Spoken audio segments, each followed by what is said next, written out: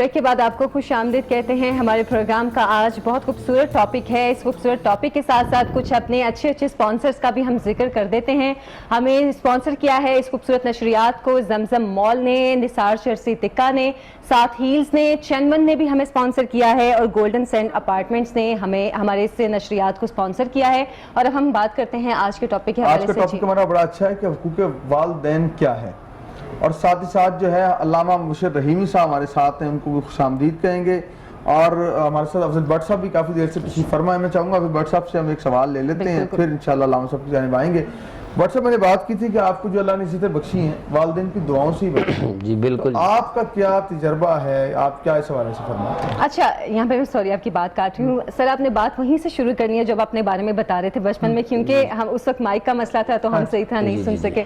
وہ میں بتا رہا تھا کہ فیکٹری میں کام کرتا تھا یہ کپاس کا, تو میں جب جاتا تھا تو میری والدہ میرا ماتھا چوم کے مجھے رخصت کرتی تھی, تو یہ بھی تاکید کرتی تھی کہ جو یہ قمیض ہے یہ کہیں وہ موٹر کے بیلٹ میں نہ آ جائے, یہ اس کو شلوار میں باندھ لینا. تو رات 12 بجے جب میں واپس آتا تھا, 8 گھنٹے ڈیوٹی تھی 4 سے 12, تو میں واپس آتا تھا تو والدہ جاگ رہی ہوتی تھی. دروازہ کھولنا, پھر کھانا دینا, دودھ گرم کر کے دینا. تو ماں باپ کی شفقتیں بہت ہیں, اور ماں باپ کی دعا لینی چاہیے. جو ماں باپ کا فرما بردار ہے, میرے خیال میں وہ کبھی کسی میدان میں اس کو شکست نہیں ہوگی. ماں باپ کی دعائیں اوپر لے کے جاتی ہیں انسان کو. جو ماں باپ کا نافرمان وہ کبھی کامیاب نہیں ہوگا. اس کے ساتھ ساتھ اگر ہم دیکھیں تو بہن بھائیوں کا بھی بہت مرتبہ ہے. مطلب ماں باپ کی تو کوئی جگہ لے ہی نہیں سکتا, لیکن اگر آپ کے بہن بھائی آپ کے ساتھ ماں باپ کی طرح کا سلوک کریں تو ان کی دعائیں بھی آپ کے لیے ویسی ہیں جیسے آپ کے ماں باپ آپ کے لیے دعائیں بالکل. جی میں تو اپنی بات کرتا ہوں, الحمدللہ میں اپنی بہنوں کے ساتھ بھی ایسا ہی سلوک کرتا ہوں. جتنا ماں باپ سے پیار ہے بہن بھائیوں سے بھی ایسے ہی پیار ہے ماشاءاللہ. کبھی کوئی شکایت نہیں ہے بھائیوں کو بھی. لیکن ایک بڑی پیاری سی بات بتاؤں آپ کو کہ بٹ صاحب کی ماشاءاللہ 2 شادی ہیں. اچھا. اور دونوں بیویاں بڑے حسن سلوک سے رہتی ہیں. لائیو پروگرام میں یہ دعائیں ہیں, یہ پھر آپ کے ساتھ واقعی دعائیں ہیں. ماشاءاللہ 2 شادیاں ہیں جی میری, بچے ہیں ماشاءاللہ, اسکول جاتے ہیں. اور یہ بتانے میں مقصد یہ کہ دیکھیں جو شخص کامیاب ہوتا ہے نا, والدین کی دعائیں جو ہے نا, یہ بہت بڑا ایک کیا کہتے ہیں اللہ پاک کی طرف سے ایک صاحباں ہوتا ہے جو انسان کے ساتھ ساتھ چلتا ہے. اور ساتھ ہم نعت پاک شامل کریں گے. ہماری بہن تشریف فرمائیں. زویا جی بالکل. میرا دل تڑپ رہا ہے, میرا دل تڑپ رہا ہے, میرا جل رہا ہے سینہ, میرا دل تڑپ رہا ہے, میرا جل رہا ہے سینہ, کہ دعا وہی ملے گی مجھے لے چلو مدینہ, کہ دعا وہی ملے گی مجھے لے چلو مدینہ. دیدار مصطفیٰ کو آنکھیں ترس رہی ہے, دیدار مصطفیٰ کو آنکھیں ترس رہی ہے, دشوار ہو گیا ہے ان کے بغیر جینا, دشوار ہو گیا ہے ان کے بغیر جینا. تصویر مصطفیٰ کی نظر آ رہی ہے دل میں, تصویر مصطفیٰ کی نظر آ رہی ہے دل میں, میں سوچتی ہوں دل میں میرا دل ہے یا مدینہ, میں سوچتی ہوں دل میں میرا دل ہے یا مدینہ. شب روز بڑھ رہا ہے میری تشنگی کا عالم, شب روز بڑھ رہا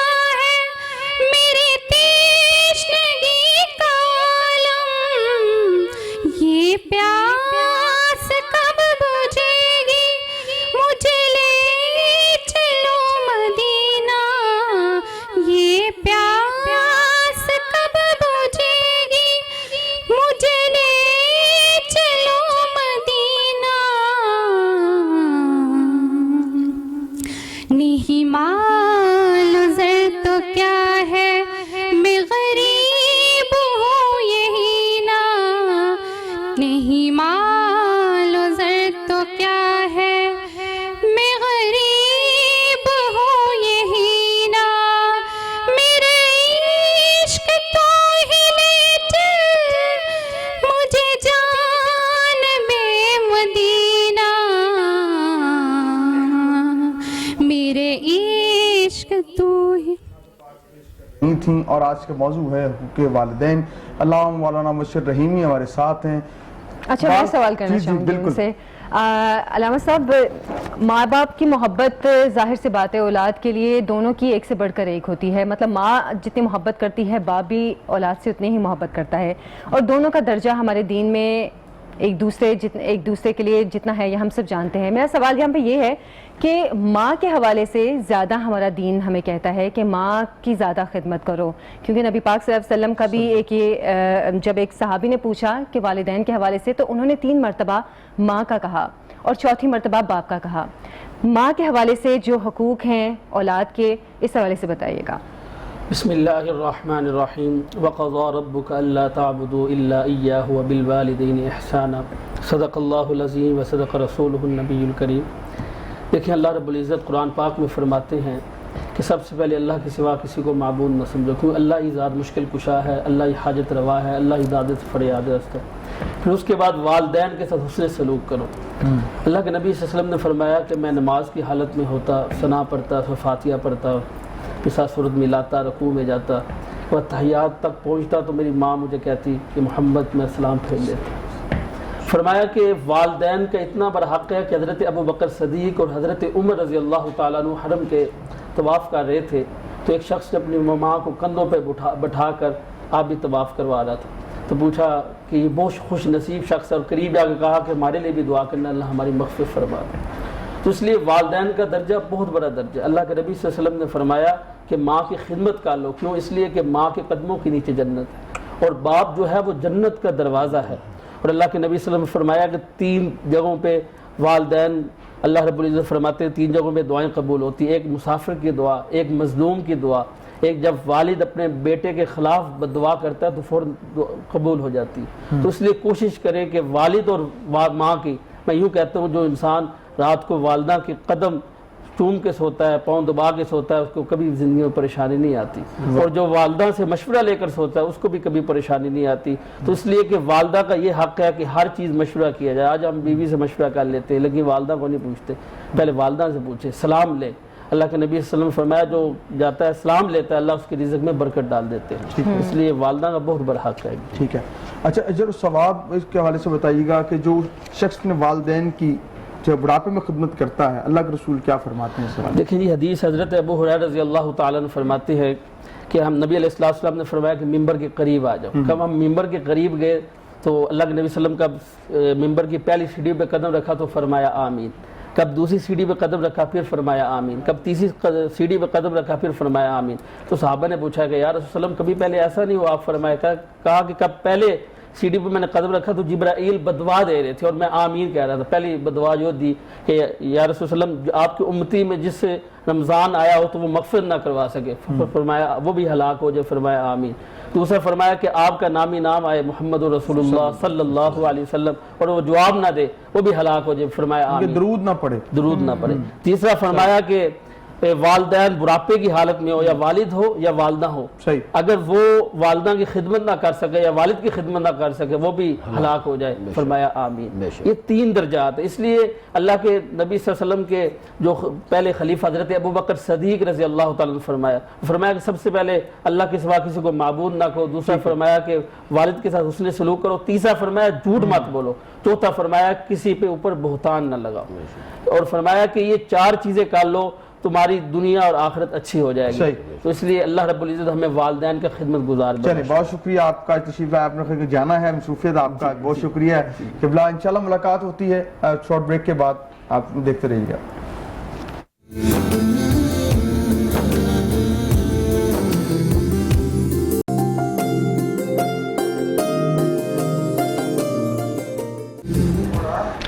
بریک بریک کے بعد آپ کو خوش آمدید کہتے ہیں. آج کا پیارا سا ٹاپک ہے ہمارا والدین کے حقوق, ان کی خدمت میں اجر کیا ہے. اس حوالے سے ہم اپنے پروگرام میں بات کر رہے ہیں, لیکن میرا خیال ہے پہلے ہم سرور کی جانب چلے جائیں. ہمیں جوائن کیا ہے رفیق ضیاء صاحب نے. پوری دنیا میں نعت جن کا حوالہ و پہچان ہے, اور میں ان کے بارے میں یہ کہتا ہوں یہ کہیں نہ بھی جائیں لیکن ان کی نعت ان کی حاضری لگواتی رہتی. ان کے دامن میں اللہ تعالیٰ نے بہت سارے جو ہے مقبول کلام ان کو نوازے ہیں. حضور میری ساری بہار آپ سے ہے, لگیاں نے موجاں لائی رکھیں سونیاں, حشر میں خود کو یہ دیکھوں گا بکھر جاؤں گا. جب بھی ان کلاموں کی بات کی جائے, جب بھی کہیں یہ پڑھے جاتے ہیں, یہ نہ بھی موجود ہیں, ان کو دعا مل رہی ہوتی ہے اور ان کی حاضری لگ رہی ہوتی ہے. آج ہمارے ساتھ ہیں, پوری دنیا میں نعت کے تعلق سے ان کو پیار ملتا ہے اور اس سے بڑا حوالہ و پہچان نعت ان کا ہے. خوش آمدید کہیں گے آپ کو اس پروگرام میں. بہت شکریہ سر, بہت شکریہ. اور ساتھ جو ہے آج کے اس خوبصورت پروگرام کے اندر ہمارا ایک سیگمنٹ ہوتا ہے آج کے وظائف. جعفری صاحب نے بھی جوائن کیا, آپ کو خوش آمدید کہیں گے اور انشاءاللہ جو مقررہ وقت ہے اس میں جعفری صاحب جو ہے اپنے وظائف بھی لوگوں کو بتائیں گے. ساتھ ایک ہماری بہن بیٹھی ہوئی ہیں, بالکل, ریم ہمارے ساتھ موجود ہیں, ریم قاسم, وہ بھی پروگرام میں نعت شامل کریں گے. لیکن میرا خیال ہے پہلے آغاز میں چاہوں گا کہ ضیاء صاحب سے ہو کہ میں جانتا ہوں کہ نیکوں میں میرا نام نہیں.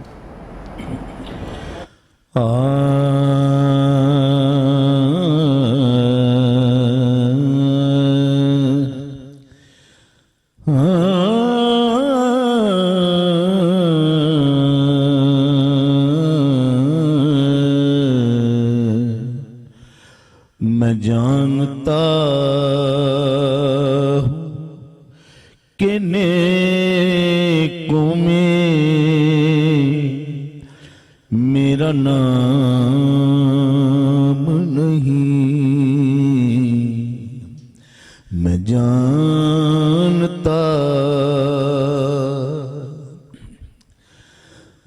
جانتا ہوں کہ نیکوں میں میرا نام نہیں.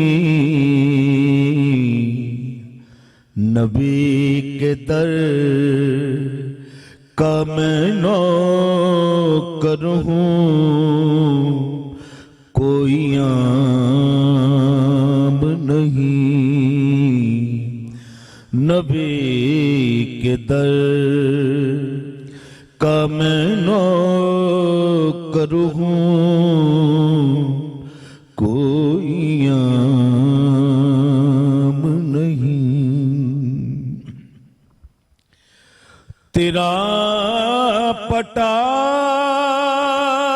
ہے گلے میں تو لوگ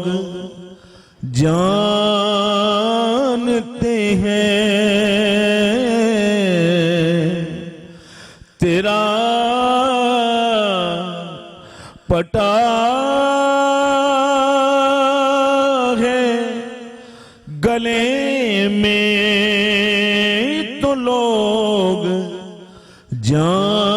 جانتے ہیں,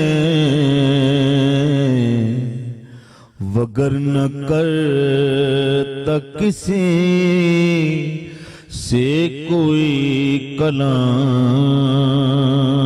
نہیں.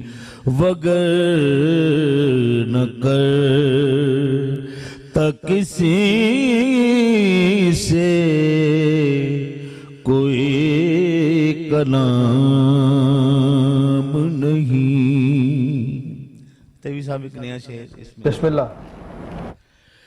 وہ دیکھنے میں بلا کتنا ہی کمال لگے, وہ دیکھنے میں بلا کتنا ہی کمال لگے, وہ کچھ نہیں جو تیرے آل کا غلام نہیں. وہ کچھ نہیں جو تیری آل کا غلام نہیں. میرے सीने में है खाक सब्ज गुंबद की, मेरे तो सीने में है खाक सब्ज गुंबद की, ये बोलते हैं ज़िया ये मेरा कलाम नहीं, ये बोलते हैं ज़िया ये मेरा कलाम नहीं।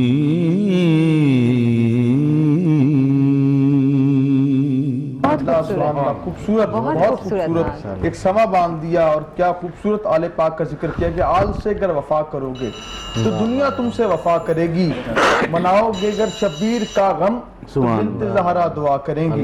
ये वो दर है जहाँ से गुलामों को इज़्न हुजूरी मिलता है, ये वो दर है जहाँ से मग़फ़िरत जो है तक़सीम की जाती है, जहाँ पर रहमतों का नुज़ूल होता है। जिस घर में कुरान उतरता है वो घर आले मोहम्मद का घर है। खूबसूरत जिक्र कर रहे थे। हम आज के मौजू की तरफ बढ़ेंगे और हमारे पास आज का मौजू इतना प्यारा है कि जितनी बात की जाए कम है। हुकूक वालदैन क्या है, शान वालदैन क्या है, अजमत वालदैन क्या है। अल्लामा आबिद कारी कादरी हमारे साथ हैं। हम देखते हैं इस ज़माना इस जदीद में कि यहाँ पर वही मामलात हो गए जो ज़माना कदीम में जाहिलियत में हुआ करते थे, कि अब तो देखा सुनने में मिलता है कि फ़लाँ बच्चे ने अपने वालिद को मारा है, वालदा को धक्के दे के निकाल दिया है, वालिद का गिरबान पर, ये किस तरह की जो खबरें में सुनने को मिलती हैं। हम तो दरहकीकत तो हम बहुत ज़्यादा तालीम याफ्ता हो चुके हैं, बड़ी बड़ी डिग्रियां ले चुके हैं, लेकिन फिर इस कदर की जो है गिरावट का मामला क्यों हो गए? हम कहाँ पे खड़े हैं मियासल कौम और बीइंग अ मुसलमान हम कैसे हैं? जी देखिए, इस हवाले से सबसे पहले वालिदैन की जो तरबियत है दोनों जानिब हमें गौर करना है। माँ बाप के लिए हुक्म ये था कि हमारे वालिदैन के हुकूक क्या हैं बच्चों पे और बच्चों के वालिदैन पे हुकूक क्या हैं। माँ बाप का पहला हक ये था कि उन्हें चाहिए कि जब बच्चा आया है दुनिया में तो सबसे पहले उसका अच्छा नाम रखें। सही। यह उसका पहला हक है। फिर उसे शरीयत इस्लामिया की तरफ उसके कान में अजान बुलंद कर दी जाए और फिर उसे दीन इस्लाम में दीन मतीन का सबक दिया जाए। हमारे माँ बाप का सबसे बेहतरीन अतिया और तोहफा बच्चों के लिए ये है कि उसे इल्म दीन सिखाएं, दीन सिखाएं, कुरान सिखाएं। आका करीम सल्लल्लाहु अलैहि वसल्लम ने इरशाद फरमाया, अदिबु औलादकुम अला सलासी खिसालिन, आपने बच्चों को 3 चीजें लाजमी देना। सबसे पहले मेरी मोहब्बत, मेरे आल की मोहब्बत और तिलावतिल कुरान, कुरान की तिलावत। 3 चीजें बच्चों को लाजमी सिखाना। और सहाबा इकराम ने अमलन ये करके दिखाया है।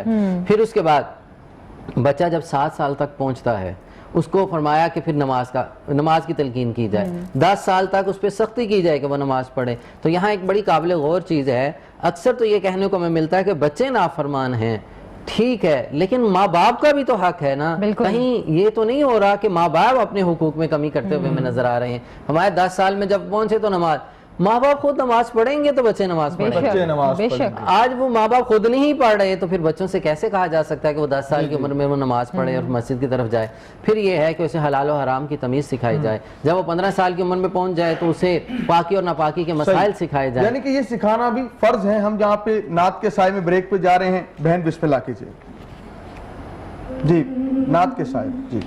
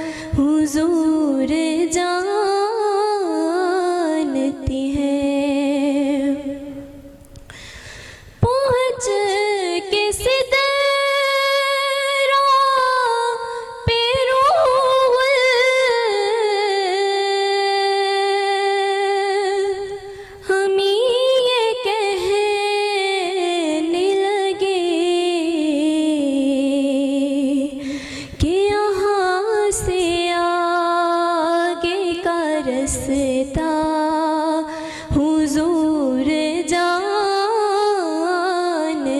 ہیں، یہاں سے آگے کا رستا حضور جانتے ہیں، بلا بھی سکتے ہیں ہم کو خدا بھی سکتے ہیں کہ دوریوں کو مٹانا حضور جانتے ہیں، حدود طائر سدرا حضور جانتے ہیں۔ عام ہے ریم، آپ نے اتنی پیاری نعت بھی پڑھی ہے، بہت دن سے میرے دل میں بار بار یہ خیال آ رہا تھا کہ کوئی پروگرام میں یہ نعت پڑھے، میری زبان پہ بار بار اس نعت کے الفاظ جاری ہو رہے تھے، چلیں آپ نے میری خواہش پوری کر دی دل کی، جیسے اس نے شہباز بھائی سے بھی میں نے ایک فرمائش کر کے نعت پڑھائی تھی۔ اچھا، بریک سے پہلے ہم بات کر رہے تھے اولاد کے حقوق کے حوالے سے، یہ بہت ضروری ہے آج کل کی سوسائٹی، جو ہمارا آج کل کا معاشرہ چل رہا ہے، کیونکہ ہم جو اپنی اولاد کو ڈیلیور کریں گے وہ آگے سے ہمیں بھی ڈیلیور کرے گی اور وہ آگے سے اپنی اولاد کو بھی ڈیلیور کرے گی۔ آپ بریک سے پہلے اس پہ بات کر رہے تھے، ذرا تھوڑا تفصیل میں چاہی تھی آپ اس کا جواب دے دیں۔ قرآن عزیز میں رب تعالیٰ ارشاد فرماتا ہے وَلَيْسَ لِلْإِنسَانِ إِلَّا مَا سَعَى، انسان جس کی کوشش اور کاوش کرتا ہے اس کا صلہ اسے ضرور ملتا ہے۔ دوسرے مقام پہ قرآن مجید میں فرمایا تِلْكَ الْأَيَّامُ نُدَاوِلُهَا بَيْنَ النَّاسِ، یہ دن ہے ہم لوگوں میں پھیرتے رہتے ہیں، آج اگر ہم اپنے والدین کی خدمت کرتے ہیں تو کل کو ہماری اولاد کرے گی، اگر آج ہم بہرا روی کا شکار ہیں تو اس کا صلہ ہمیں بھی ملے گا، اگر آج ہم اپنی آنے والی اولاد کی تربیت اچھی نہیں کر سکے تو اس کا صلہ ہمیں یہ کیا ملے گا کہ ہمیں بھی خواری بیتنا پڑے گی۔ حدیث پاک میں آتا ہے کہ جب والدین دنیا سے چلے جاتے ہیں، ایک والدین کے حقوق کیا ہیں، ہمارے صرف جب تک وہ زندہ ہیں تو ان کی خدمت کی جائے، دنیا سے چلے جائیں تو ان کے لیے دعائے مغفرت کی جائے۔ ہمارا ایک صحابی حاضر ہوئے، یا رسول اللہ میرے والدین، فرمایا اگر حیات ہیں خدمت کرو، یا رسول اللہ دنیا سے چلے گئے، فرمایا ان کے لیے کوئی احصال ثواب کرو۔ مختلف صحابہ اکرام نے اپنے والدین کے لیے احصال ثواب کیا، اور جیسے کنووں کا ذکر آتا ہے، خیرات کا ذکر آتا ہے۔ پھر اس کے علاوہ جو قابل غور بات ہے، جب دنیا سے چلے جائیں تو کیا، ہمارے جب وہ زندہ تھے تو ان کی عزت کی جائے، ان کے جانے کے بعد ان کے بہن بھائیوں کی عزت کی جائے، ان کے دوستوں کی عزت کی جائے، اتنی طرح اس کا بھی ثواب آپ کو ہوگا۔ پھر فرمایا اپنے اعمال درست کر لو، جب ماں باپ دنیا سے چلے جائیں تو انسان کو ویسے توبہ کر لینی چاہیے۔ ویسے توبہ کیوں کر لینی چاہیے؟ اس کی وجہ یہ ہے کہ ہر پیر کو، اور ایک جمعرات کے حوالے سے بھی ہے، تمہارے نامہ اعمال تمہارے ماں باپ کو پیش کیے جاتے ہیں۔ جو گناہ انسان کرتا ہے نامہ اعمال ماں باپ کے سامنے دیا جاتا ہے، اور قبر والوں کے سامنے پورے برزخ کے جتنے لوگ ہیں اس کے ہمسائے میں قبور والے، ان کے سامنے نامہ اعمال پڑھ کے سنایا جاتا ہے، یہ 8 دن کی رپورٹ ہے تمہارے اولاد کی، تم نے یہ تربیت کی ہے۔ اگر وہ گناہ ہوں گے وہ منہ چھپاتا ہے، وہ قبر میں چھپتا ہے، وہ انکار ہی ہوتا ہے کہ نہیں یہ میری اولاد نہیں ہے، کیونکہ یہ جو لکھ رہے ہیں کرامن کاتبین، ان سے تو کوئی چیز مخفی نہیں ہے، تو قبر میں پھر جا کے ان کو جب یہ دیا جاتا ہے وہ شرمندگی کا سبب ہوتا ہے۔ پھر اس کا دوسرا رخ بڑا حسین ہے، ہمارا کہ اگر نیکیاں ہوں گی وہ فخر کرتا ہے، دوسروں کے لیے فخر کرتا ہے، حتیٰ کہ روزانہ کی بنیاد پہ جو ان کے احصال ثواب کیا جاتا ہے، جیسے کہ تلاوت قرآن مجید کا کرنا، ان کے نام کا صدقہ کرنا، ان کے نام کا کسی کو کھانا کھلانا، پھر اسی طرح ان کے نام کا حج اور عمرہ کرنا، تو فرمایا وہ فخر کرتا ہے، حتیٰ کہ وہ اپنے ہمسایوں کو بانٹتا ہے، یہ میرا احصال ثواب آیا ہے۔ حدیث پاک میں آتا ہے قیامت کا روز ہوگا، کچھ لوگ اللہ کی بارگاہ میں آئیں گے والدین، اور ان کا نامہ اعمال جب تولا جا رہا ہوگا وہ کہیں گے مولا یہ نیکیاں تو میں نے کبھی کی ہی نہیں۔ مثال ہے کہ اس نے حج نہیں زندگی میں کیا تھا تو اسے حج کا ثواب دیا جا رہا ہے، یا اللہ میں نے تو زندگی میں میسر ہی نہیں آیا، میں تیرے بیت اللہ کی طرف نہ جا سکا، یا اللہ میں نے تو عمرہ ہی نہیں کیا تو مجھے آج ثواب کیوں ہو رہا ہے؟ میں تمہارے جانے کے بعد جو تو نے اپنے بچوں کی اچھی تربیت کی، انہوں نے تیرے نام پہ عمرہ کیا، ہم تمہیں ثواب دے رہے ہیں، انہوں نے تیرے نام پہ حج کیا، ہم تمہیں ثواب دے رہے ہیں، انہوں نے تیرے نام پہ کوئی چیریٹی، کوئی ویلفیئر، کوئی کام کیا ہے، ہم تمہیں ثواب دے رہے ہیں اللہ کی جانب سے۔ جب نیک اولاد کوئی نیک عمل کرتی ہے تو ثواب ماں باپ کو ہوتا ہے، اگر کوئی گناہ کرتی ہے تو اس کا بھی باس پرس والدین کو ہوتی ہے تو دونوں جانب ہے. ہمیں اپنی اولاد کی ایسی تربیت کرنی چاہیے کہ جانے کے بعد ہمیں یہ فکر نہ ہو کہ ہمارے ساتھ کیا ہوگا اور ہماری اولاد ہمارے ساتھ کیا کرے گی. ہوگا. اور ہمارا ایک سیگمنٹ ہے آج کے وظائف, اس کے اندر ہماری کوشش ہوتی ہے کہ ہم جو ہیں آپ کو یہ بتا سکیں کہ کوئی بھی وظائف ہے بغیر پرمیشن کے آپ نہ پڑھیں, پوچھ کر پڑھیں. اور وظائف کا بتانے کا مقصد یہ کہ لوگ پریشان ہیں, لوگ چاہتے ہیں کہ ہمیں قرآنی آیات سے جو ہے اپنی مشکلات کا حل ہمیں مل جائے, جو ان کی الجھنیں ہیں اس دیتے ہیں تو اس کے الٹ اثرات جب اس پہ آتے ہیں تو توازن کھو بیٹھتا ہے. ہاں صحیح. کھو بیٹھتے ہیں. نہیں تو آپ دیکھ لیں کہ جو بچہ پیدائشی طور پر اس حالت میں ہوگا اس کے ماں باپ کبھی بھی اس کو گھر سے باہر نہیں بھی. بالکل ٹھیک. یہ وہی لوگ ہوتے ہیں جو بس دنیا میں آ کے تو ایسے علموں میں پڑھتے ہیں یا الٹ کوئی علم کرتے ہیں یا کالے علموں میں چلے جاتے ہیں تو نقصان اٹھاتے ہیں, تو پھر یہ کیفیات ہوتی ہیں. تو اس کے لیے سورہ قریش جو ہے اس کو 141 مرتبہ ٹھیک ہے مغرب کی نماز کے بعد پڑھ کے ایسی بیماری والے کو, ویسے جو کافی عرصے سے بیمار ہو اس کو, مطلب ذہنی طور پہ جو بیمار ہے اس کی بات کر رہے ہیں, اس کو آپ یہ پڑھ کے 21 دن پہ لا دیں, انشاءاللہ بفضل تعالیٰ اللہ کی مہربانی سے اسے شفا ملے. جی ٹھیک ہے. اسی طرح سورہ قریش کو دشمن کے شر سے محفوظ رکھنے کے لیے 313 مرتبہ ٹھیک ہے منگل کی رات کو عشاء کی نماز کے بعد اور 12 بجے سے پہلے اس کی تلاوت کریں. اور جس کا تصور ہے, جو دشمن ہے, جس کے شر سے ہم محفوظ ہونا چاہتے ہیں, اس کا مضبوط تصور اپنے ذہن میں رکھیں. ٹھیک ہے.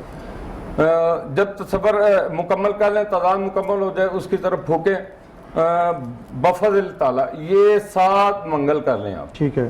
7 منگل کرنے سے مکمل طور پر وہ جب سے ایک اور سوال ہے, دیکھیں آپ نے کہا کہ 7 منگل کریں تو وہ اس سے شر سے جو ہے نا محفوظ ہو جائے گا. اگر کوئی شخص, کیونکہ ہمارے یہاں شرارتی ذہن کے بھی لوگ موجود ہیں اور حاسدین بھی ہیں, اب وہ کسی کا غلط کرنے کے لیے کر دیں کہ یہ جو ہے یہ بندہ زیر ہو جائے, اس کا کام بھی جو ہے نا کچھ نہ رہے, تو وہ اگر کرنا شروع کر دے تو پھر اس کے بھی تو کوئی سائیڈ ایفیکٹ بتائیں نا دیکھنے والوں. نہیں, اس میں یہ ہے کہ جو سورہ قریش سے میں نے آپ کو حوالہ دیا نا, یہ اس سے کسی کا سائیڈ ایفیکٹ نہیں ہے, کسی دوسرے کو ایزا نہیں دیا جا سکتا, اس سے اس کے شر سے محفوظ آپ ہو سکتے ہیں. بالکل صحیح. مطلب نقصان نہیں ہوگا لیکن اس کی برائیوں سے آپ بچ جائیں گے. جی, اس کی برائیوں سے بچ جائیں. اچھا, سورہ قریش کے حوالے سے مجھے بھی یاد آیا, کسی نے مجھے ایک مرتبہ کہا تھا کہ اگر آپ کہیں جا رہے ہوں, کہیں ٹریفک میں پھنس جائیں تو سورہ قریش پڑھنا شروع کر دیں تو آپ وہ آسانی سے نکل جائیں گے.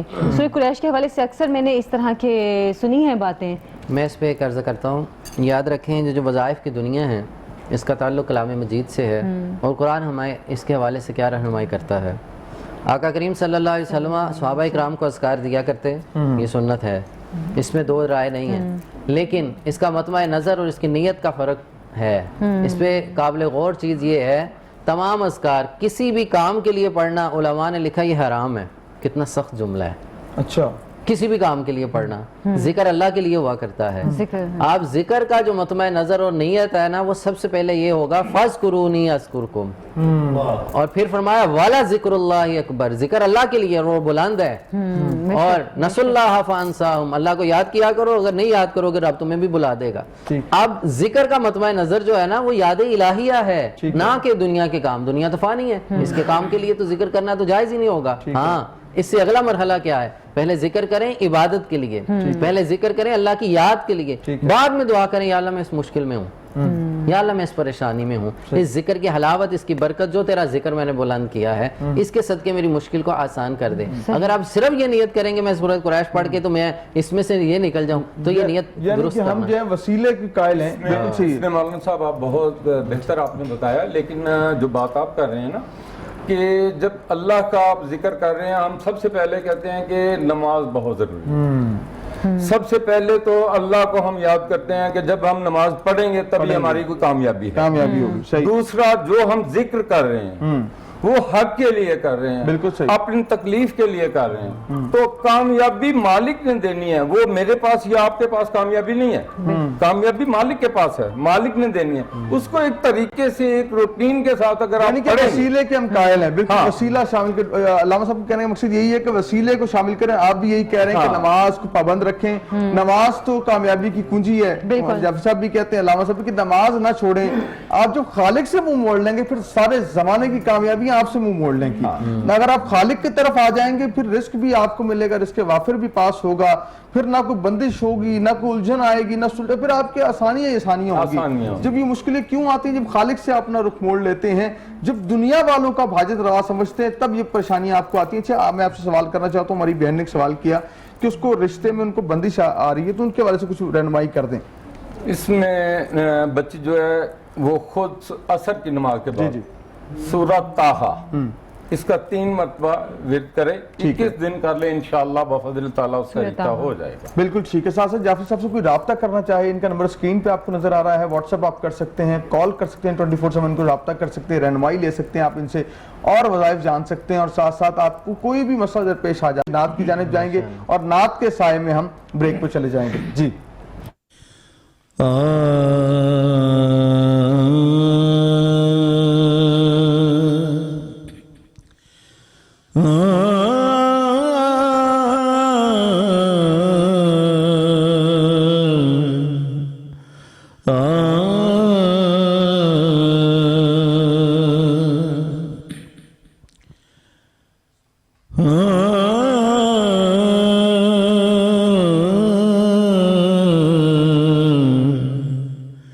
ہم گناہگاروں پہ رحمت کا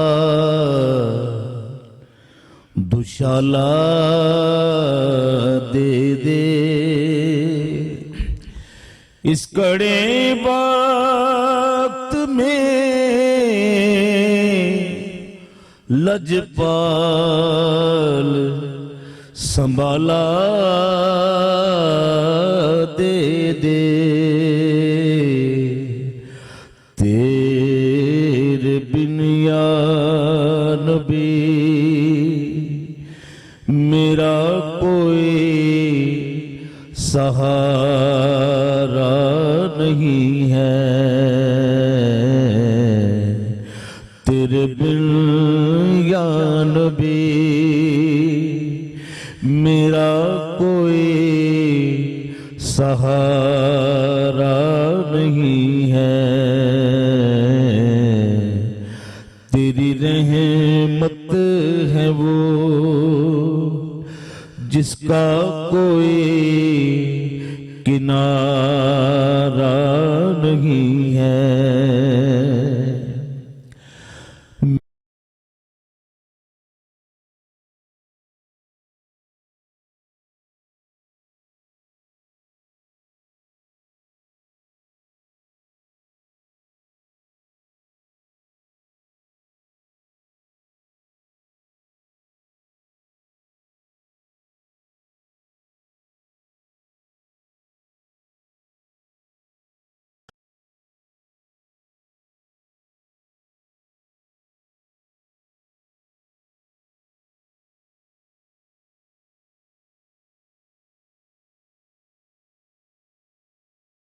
آئیں گے